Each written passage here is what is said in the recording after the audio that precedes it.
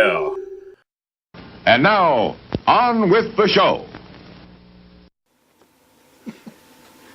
Happy Valentine's Day. Here we are, ArtStreamLIVE, our February webisode. That's right. Valentine's Day, February the 14th. Greetings.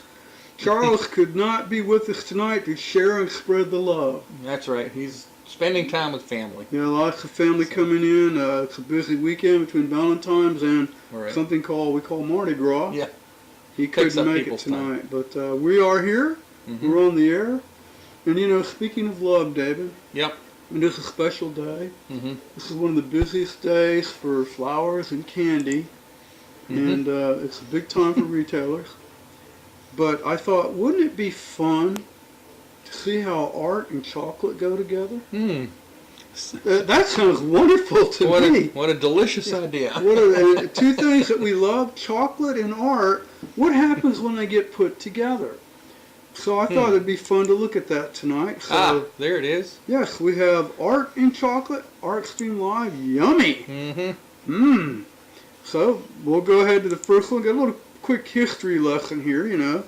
But that'll give folks time to read that. But you know, I thought that would be interesting to show them where chocolate goes way, way back. Way back, yeah. We have our folks, the Olmec people, to thank for coming up with this wonderful thing we call chocolate. You know, back then they used it as a liquid more, and it was more bitter.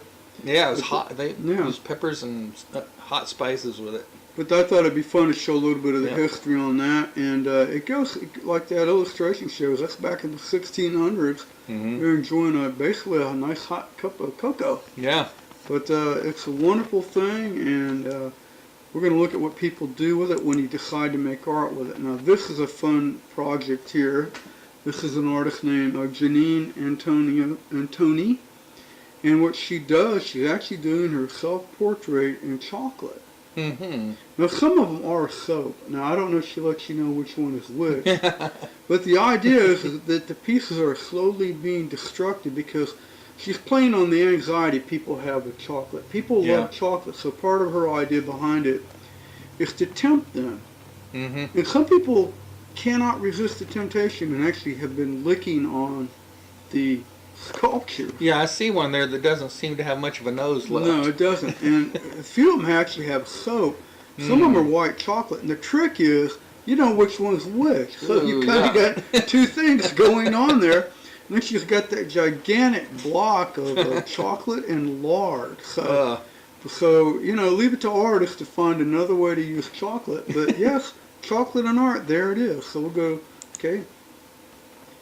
Now this fine fella, he's doing paintings with chocolate. And I thought this was kind of fun.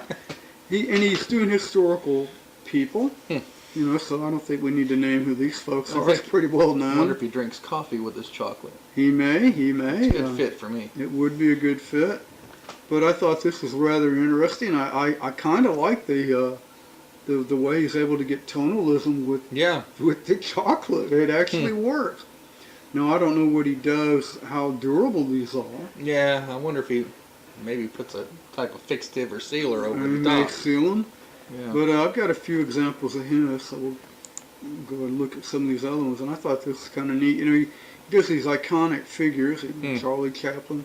Got our buddy Pablo Picasso there, and of course everyone would recognize Marilyn Monroe. So I just thought these were great, but they're totally made of chocolate. Now, I kind of got a group in here. Now, this is a lot of fun here. I mean, these are just different objects made.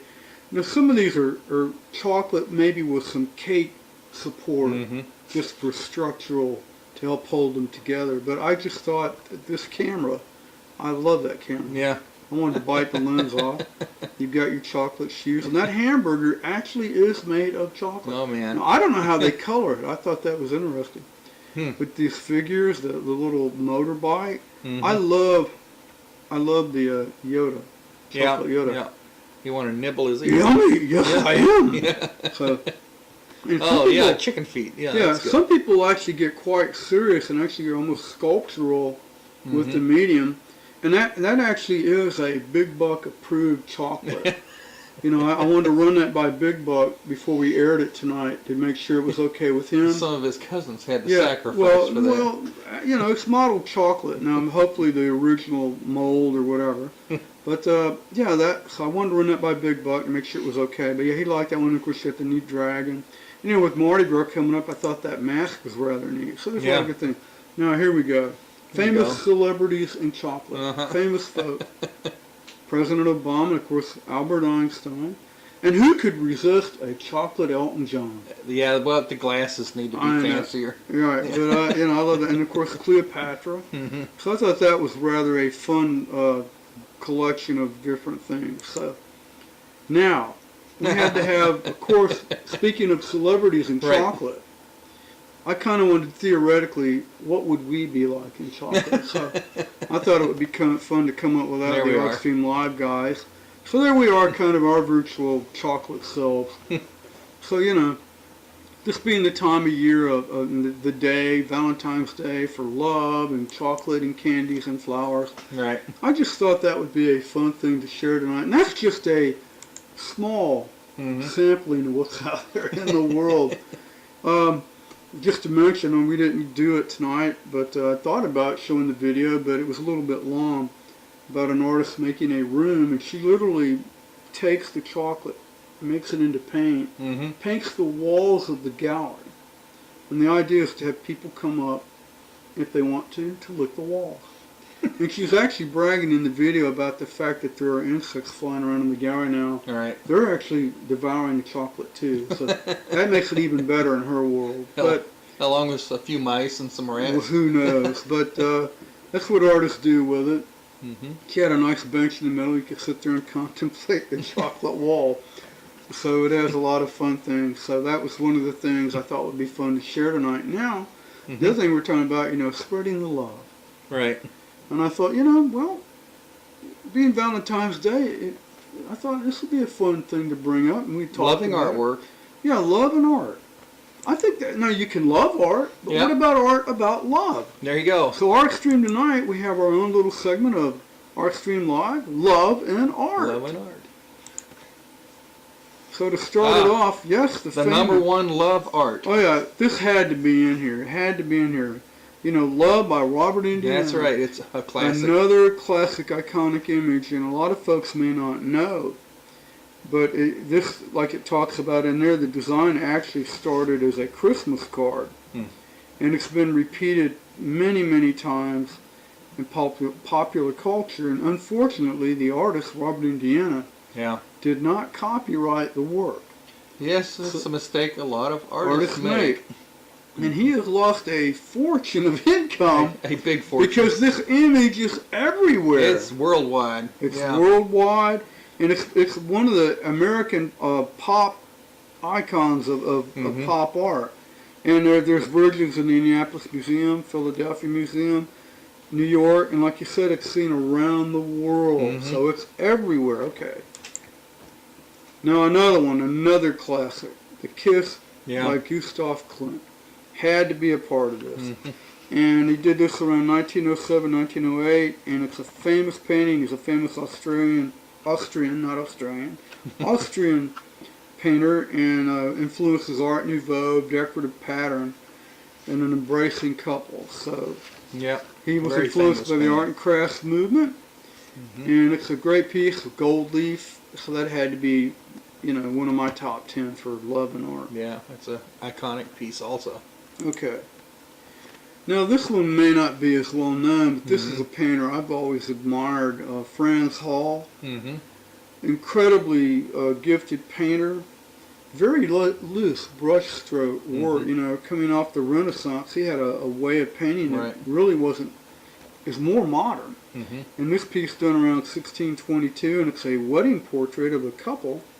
And back in his time period, this would have been a pretty wild, sexy Dutch elite couple. A little bit risque, you know, but he made a true masterpiece of it that's passed down through time, which shows the love of a couple. So I thought that'd be a good one to include tonight. So, and of course, another famous piece by Rodin, the famous Kiss. You notice a lot of these have the word kiss in it. 1888, 89, that's when he did it. And this piece has been copied a lot too.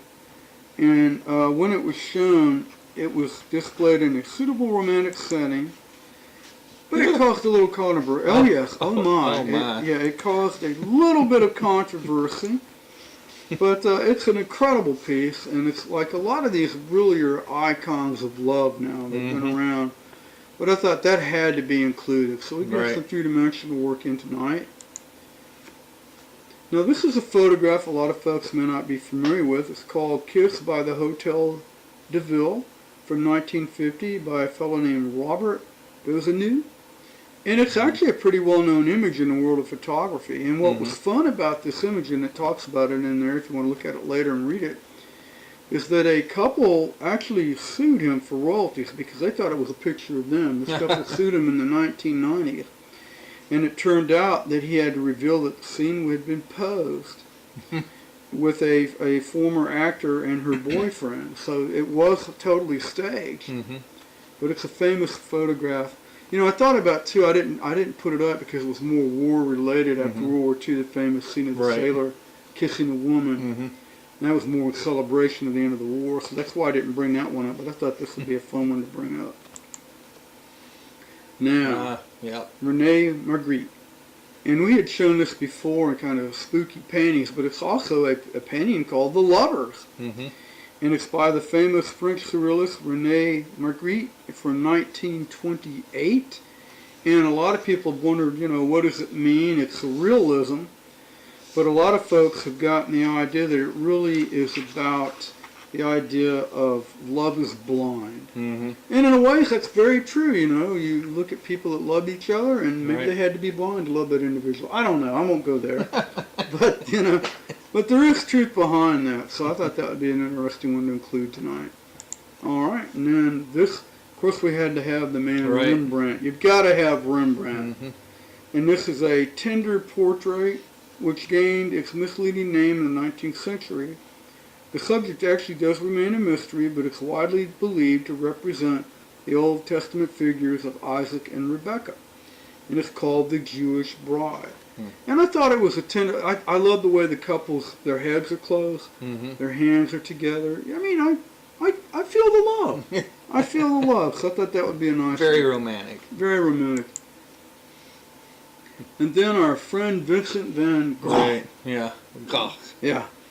And this is called Siesta, and it's actually a painting he did in 1890, and it's based on, he would copy Jean-Francois Millet's etchings. And it's actually a famous etching image, but Van Gogh was, actually, a lot of people may not know, he was a print dealer, as his brother Theo was, and Van Gogh had worked in England as a print dealer, so he had a big collection of prints, and he studied them, and a lot of times he would do paintings.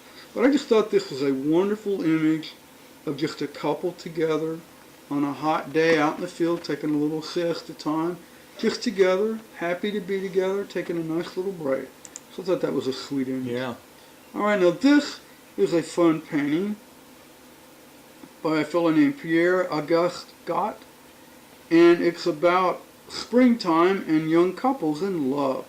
And he's got all kinds of things, you know, the young couple on the swing, and they got all kinds of symbols of nature and rebirth and life and everything associated with spring. There's butterflies, flowers, water, and you got to love that gaze of the young couple as they embrace each other.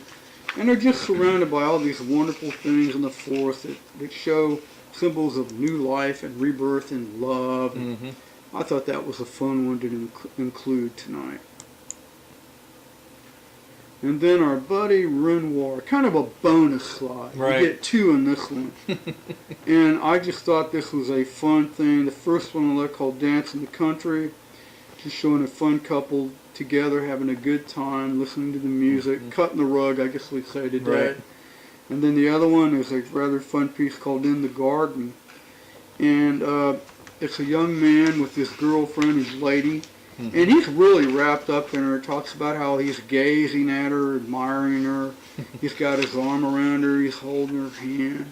Meanwhile, she's looking at us. She's looking at us. Yeah, she's looking at us. If we were a camera, she'd be looking at us. But I'd say, the fella's smitten with her. Right. And so I thought that would be fun to show tonight. So those are some examples of, I thought would be fun to share with people tonight about love and art. Mm-hmm. See, you can love art, and art can be about love. Yeah. That's wonderful. So I thought that would be a fun night to do this on Valentine's Day and share that with people. Mm-hmm. And talking about art, I think we're going to come up to a segment. You got some art you want to share tonight. Yeah. Now, this is kind of like in the Wayback Machine, isn't it? Yeah, this goes Collector's Preview. back to the 80s and slightly into the 90s. So this is the old screen print days. Well, I had Or serigraphy. had someone was interested in seeing some larger prints, and my sister is down from Michigan staying in a condo, and her neighbors there want to see it. So if you're watching right now, here are the prints. Welcome, Snowbirds. Right. So let's see. Let me do this so we don't miss anything. Yeah, here. all right. Yeah, we'll get that set up where you can show them the nice artwork. And this is back when David was doing screen printing, serigraphy. Right. These are incredible pieces, and let me tell you right now, these aren't one or two colors. No. Oh, no. These are 20 to 30 to 40 different screens. And let me get rid of us. All right. They don't need to look at me. Let them look at the art. But yeah, all of these are the same size. The image, these images would frame out to a minimum of 24 by 36. Yeah. Up to probably 28 by 40. Depends on how you want to math them. And that is a classic image there that you did. So these are all sold out editions. I think I have maybe one or two or three maybe I've set aside for myself over the years. So these don't get given away. No. They're collector's items. They're rare. I'm not ever going to do any silk screen again. I developed an allergy to the kind of ink I prefer. So I just didn't like the water-based ink. This doesn't operate the same. It's better than it was, but it's still, we were using oil-based inks. Yeah. And one thing I want to just make sure people do realize, one reason they cannot be available is when David made the stencil that he put the ink through, he destroyed the stencils. They truly are limited by the technique, just not your work, but the process guarantees limitedness. And these were all low editions too. I think the largest edition I had on any of these larger ones was 50. I mean, they can be reproduced photographically through printing processes like that, but they cannot be done again through the silkscreen. But the originals, all of these are the same size. They'd all carry a price of $1,200 if somebody wanted them. Yes. This is another one. This one's same size. It's obviously taken after Rousseau. Yeah, but there's more to it than that, too. There's Lita and the Swan. I mean, we've got a little mythology and Rousseau. Yeah, this is the only piece of artwork I was ever asked to take out of a gallery in Mobile. Ooh, censored art. That makes it more valuable. That's right, it is. Yes. And Kurt will recognize this one. He has this in his home. I do have that piece in Backwater Cemetery. Wonderful piece. Wonderful piece. Yep. So. I mean, there's some. We could spend a good 20 minutes just discussing aesthetics on that piece. I think I only printed 35 of these. Incredible piece. So it's and most of its reflections that you see. So the landscape is a reflection. This was actually just a glimpse that I had of driving through Florida, going to an art show, and this is sort of a mental snapshot I took alongside the interstate, one of the swamps. So, this one was inspired by the swans, geese, whatever they are at Grand Hotel many years ago. But it's a water scene taking advantage of the patterns of the water to make a very active piece. And what's the subtlety of the hue variations of the blue may look simple, but every color, if it's different stencils. I believe there were at least 6, maybe 8 different shades there. I know, so that's one thing people may not realize. Every stencil in the whites, there were 3 different whites in it. Right. So, okay, that's it. So, snowbirds, if you're down there, Happy Mardi Gras. Yeah, anybody's interested, how can they reach you, David? What could they do? Well, the information's right at the bottom of the screen right now. Mhm. They can call that number right there, or they can email artstreamlive@gmail.com, or they can go to artstreamlive.com and contact us through the webpage. Now, are any of these actually on SimmonsFineArt.com? These, I don't believe I have the silk screens on there right now. Mhm. But Probably- they can't see other works you've done there if they want to Yeah, also. yes, they can. So that's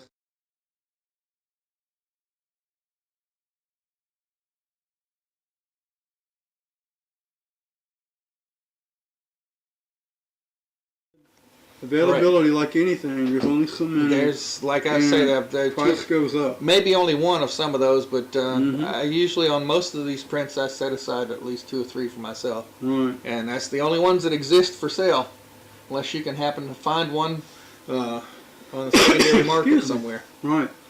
And sometimes they do come up, but it's been rare. Hmm. And like David said, they're handmade. They're truly limited. They're not reproductions. They're not These reproductions. are individual Those are pieces of every artwork. piece printed by hand. Hmm. Not my hands. No, Those hands. he's chubby. And little- every stencil made by those hands. And that's the beauty of them, the fact that each one's handmade. Each one can be slightly unique. Right. They're not exact. And so those are well worth the Mhm. price. And I wouldn't wait if you want them, Nope. because they're not going to be here forever. So that was great. That's a good collector's corner tonight. And you know, we've been Okay. talking about Mardi Gras. Right. And it is Mardi Gras time. We're coming up on Fat Tuesday and going into Ash Wednesday this week. And where we live in this part of the world, it's a pretty big deal. In fact, we live in the area where New Orleans doesn't like me to say this, but actually we got Mardi Gras going. Joe Kane started it Joe all. got Yeah. Joe got it going. And one of the things that's fun, if you you know, if you get a chance, if you don't get to come down to Mardi Gras and enjoy our moon pies. In fact, the flavor this year I heard is strawberry. Strawberry. Okay. Every year has a different flavor. Right. Like peanut butter was a big hit. Yeah. I remember when they did orange sherbet. That was one of That's my. a good one. That was my favorite. Yeah, melt that in the microwave, But they, put a little scoop ice cream on top. They do kind of retire them, but this year is the strawberry. So if you go down and get a shot at one, go for it. But if you don't, what I wanted to bring up tonight is let people know at the Mobile Museum of Art, Right. there is a big exhibition going on, which will be going on through May the 3rd, Mm-hmm. called the Art and Design of Mardi Gras. And Very, yeah. very nicely laid out show. It Mm-hmm. really shows the history and all of the art. End Yeah, of, yeah, end it's of, the art side right, more than of Mardi there is Gras. some history. Like there are some really nice historical photographs Right. of older kings and queens and the parades. Those are really fun to look at. But it really focuses on the idea of the art and design behind it. And there's Right. everything. I mean, Yeah. there's Mardi Gras costumes, the big trains, the robes Right. they wear. There's tableaus. One of them we have is like 75 feet Mm-hmm. wide by 14 feet And high. these things take the entire year to Oh, yeah. produce. I mean, this isn't Yeah. somebody just 3 weeks before say, No. "Oh, we got a parade coming up." No, it's not. I mean, right now, next week at the end of Mardi Gras, I mean, the following They'll- week they'll start planning. They'll start working yeah. for the next year. So it and, takes an entire year to put it all together. So it's all there, jewelry, scepters, I mean, invitations. It's Mardi Gras. It fills up the whole second floor. Right. So we're going to end tonight with a little video Mhm. showing you some of that exhibition. So if you don't get to Mardi Gras, if you still get down here, Yeah. come by and see that show. Right. And I think it'll be worth your time. And And be sure to spend the time after you see this video. Yeah. We'll have our end credits we run all the time. Be sure Right. you follow the end credits to the end. There's always just a tiny bonus there. Always. Always. Yeah. That's right. You never know what will be sneaking in just don't. ArtStreamLIVE. So. Mm-mm. All right. Well, why don't we? Well, I guess it's about time to tell him Yep. good night. Charles, we missed you tonight, See you later, bud. and far as I know, he'll be with us next March. Mhm. And until then, well, thank you for watching tonight. We appreciate it. And once again, if they have any questions, information, contact us at artstreamlive@gmail.com. Right. Right. We're on right here. Facebook. You can watch Yep. old archive episodes on where? ArtStreamLive.com. Ustream. Yeah, Ustream and you. Yeah. You'll find a link to it at Right, we ArtStreamLive.com. got them on YouTube. Yeah. So, all right, well, everybody, thank you you for can joining find us us. tonight. See you later. Bye bye.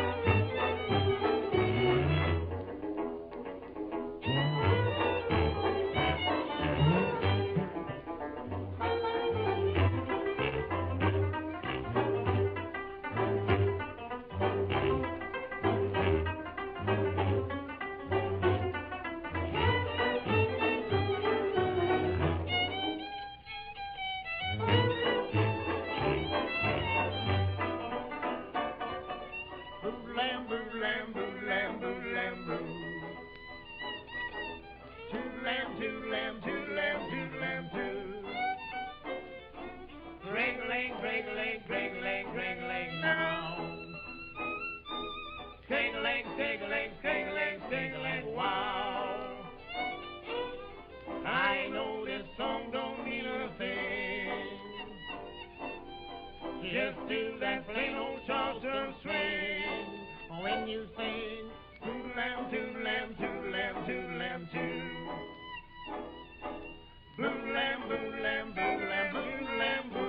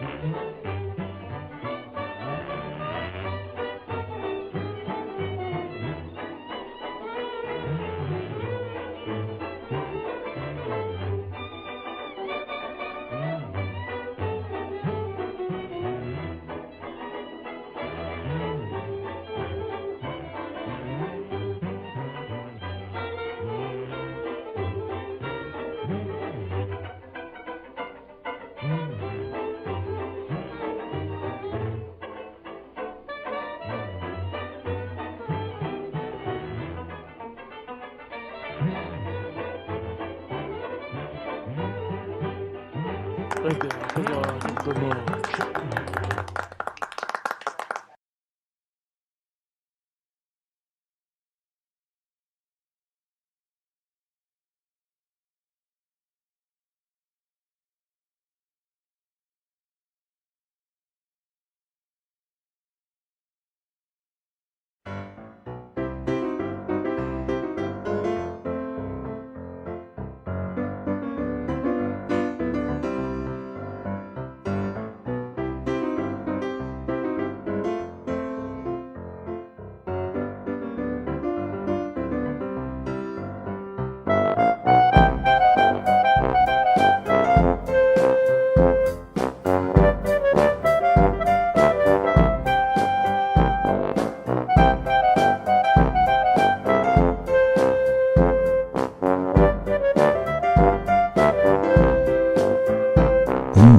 I like that.